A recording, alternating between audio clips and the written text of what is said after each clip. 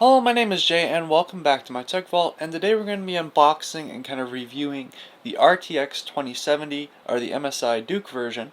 Now I did do a review of the MSI, I believe it was, what is the correct term? Ventus. The Ventus. I did do a review of that, and I did a full in-depth review where I benchmarked it and did a bunch of stuff, and Battlefield 5, and we might end up doing that, but I'm actually really against those kind of benchmarks because simply the differences in FPS between this card, the Ventus, all the other different cards is really going to be determined by the clock speed, and it's only going to be getting you 5 or so FPS. So if someone asked, what's the difference between this card and the Ventus, I would say this one probably gets 5 more FPS all around in the games just based off of clock speed. That's really the only difference. Maybe there might be some different memory in it. It really is a long list of things that could be slightly off, but the really big determinant of it is, of course, the temperatures. Now, you could probably overclock this a lot better than you could of the Ventus, but this one, of course, has 3 fans, so it's going to be a little bit more quieter. It has a bigger heat sink. It has a lot more options that kind of keep it. This card will probably last longer since it'll be cooled more adequately. You can overclock it higher, and so there's a lot of things that you're getting out of this card that are slight differences, but they're not going to make or break and are not going to screw up the same results that I got in that card. So if you really want to know what a 2070 is like, I'd recommend checking out that video because I've done all that work.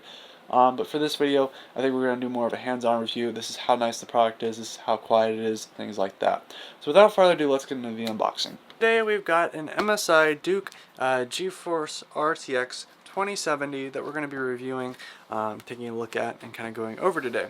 So let's get started. So if you're unfamiliar, this is actually for one of the builds that I do. I do builds for people that watch my videos, anyone that's interested. I build their computer, I think it's like, and then I have like a flat rate for what I charge for building, shipping, tax, etc.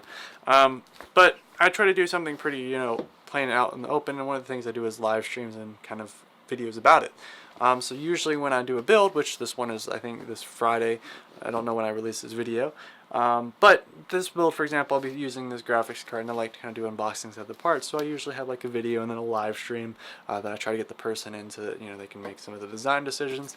But yeah, so we're going to be taking a look at this, and if you're interested in that, that's all in the description. So without further ado, let's get into the unboxing process. So everyone likes a nice fancy bit of plastic removal, and I've got to say I'm no different. I love that. Whew.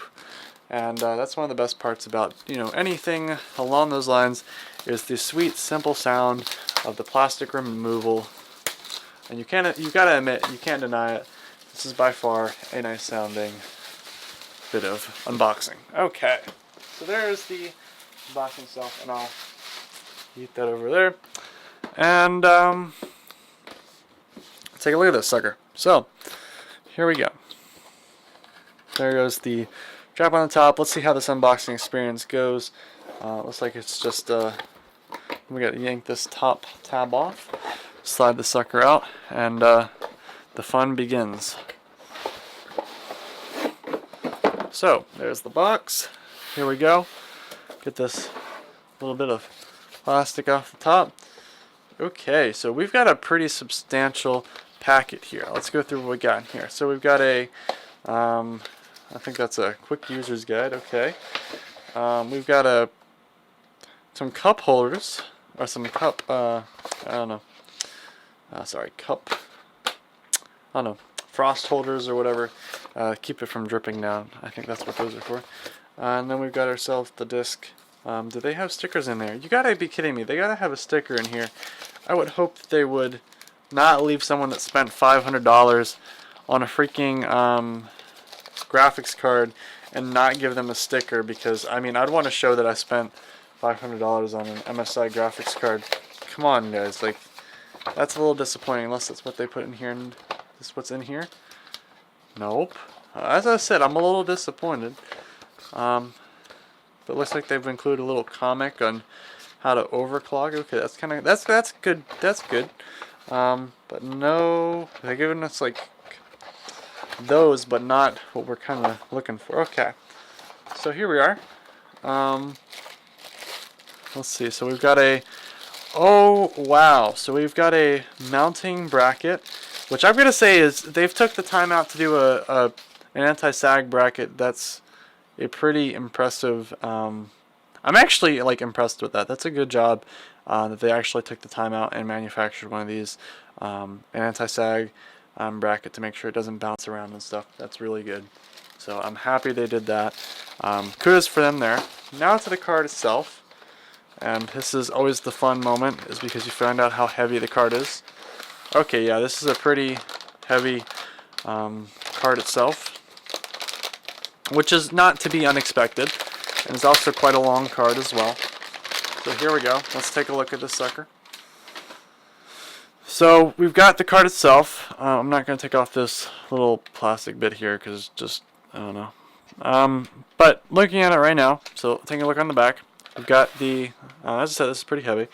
So we've got the nice plastic backplate. Not plastic, sorry. Metal backplate. I made a mistake on the last video with that one. So this is all metal. It's a nice metal backplate. Everything looks good. Nice black PCB. Usually means higher quality. Sometimes the green ones tend to be a little less quality. Let's see. We also take a look over here. We've got a good bit of fans. No issues there. Looks like I haven't actually seen this before, but they've added a little bit more covering on the expansion slots. Expansion slots look good as well.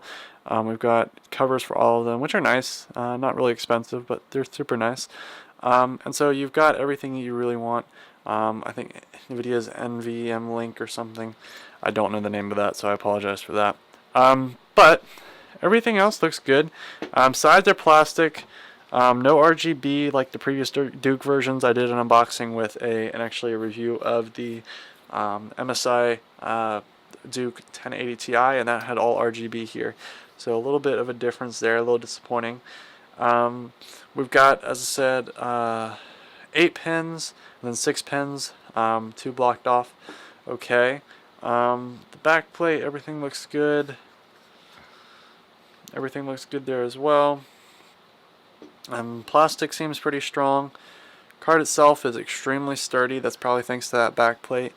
As I said, I don't know if GPU sag would be a problem, but I think with this holder, I think it would be, or this GPU, I guess, holder, that's what it's for. I don't think it would be a problem. I think that putting this like this and throwing that on there, I don't think that would be a single bit of an issue. But as I said, that looks pretty, no issues whatsoever. Looks like that'd be perfectly fine like that. But I do know with a lot of the cards that they like to sag, and especially when you ship them, there's always a problem with, the chance that it may end up being damaged when the shipping. So I'll have to talk and see what we do for when I ship this off. But as I said, overall, I do like this little bit of plastic over here. They could have just simply left this off like they did on the last Duke version. The last Duke version actually had the fins coming off. So I like that they finally included the little bit of plastic covering here. I mean, you don't really notice it, but when you're looking at it from the top, in your case, from this situation in your case, it does look nicer to have that there than to just have like the metal bars on, or the metal, heatsink poking through, invisible. I do miss the RGB, but besides that, everything is really not a big issue. Everything looks nice from pretty much all angles. It's a nice card, and it definitely does look good. I'm not going to deny that. But yeah, that's pretty much the review. And then I'll go through and we might do a little bit more testing. Really depends. I would recommend, though, if we do testing and it's not in this video, then that's probably done in the kind of build video. So I definitely recommend checking that out if you really want a more in-depth overview.